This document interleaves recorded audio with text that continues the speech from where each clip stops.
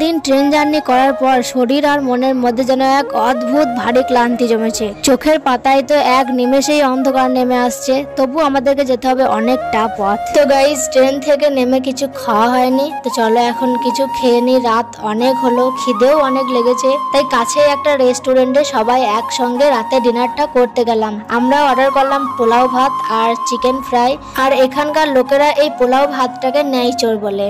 তারপর খাওয়া দাওয়ার পর সবাই একরকম আরাম নিয়ে গাড়িতে বসলাম। এখনো আমাদেরকে যেতে হবে অনেকটা পথ, প্রায় 2 ঘন্টা। বাতাসে একটা হালকা শীতল ভাব, হেডলাইটের রাস্তাটা যেন এক অদ্ভুত রহস্যময় সৌন্দর্য নিয়ে এগিয়ে চলল। আর আমি এই ক্লান্তি শরীর নিয়ে হঠাৎ কখন যে ঘুমিয়ে গেছি আমার নিজেরই খেয়াল নাই। তারপর ঘুম থেকে উঠে দেখি আমরা আমাদের রুমের কাছেই পৌঁছে গেছি। যে গাইস, রাত 1:30, এইমাত্র রুমে পৌঁছালাম।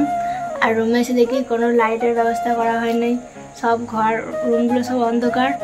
তো ভাই গেছে রুমের জন্য লাইট আনতে, দেখি কখন আসে, তারপর আমরা এখন ঘুমাতে পারবো।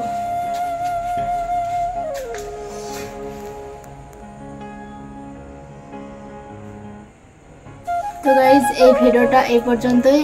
তো আমি এত ক্লান্ত হয়ে গেছি যে ভালোভাবে কথাও বলতে পারছি না। 3টে দিন জার্নি করে এত ক্লান্তি হয়ে গেছি, কি বলবো, প্রচণ্ড শরীর খারাপ করছে।